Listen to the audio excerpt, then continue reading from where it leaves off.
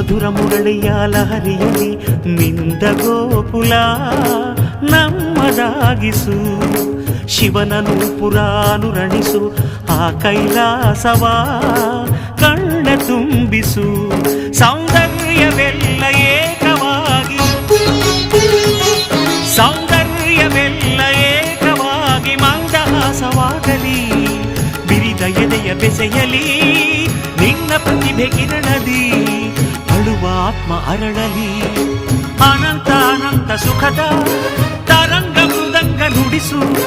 ಅಶಾಂತ ವಿಶಾಂತ ಮನದ ವಿರಾಗ ವಿಯೋಗ ತಣಿಸು ತಣಿಸು. ಕಾವ್ಯ ಕಾವ್ಯ ಅಮೃತ ಉಣಿಸು ಮಾನವರೆದೆಗೆ ಪ್ರೀತಿಯ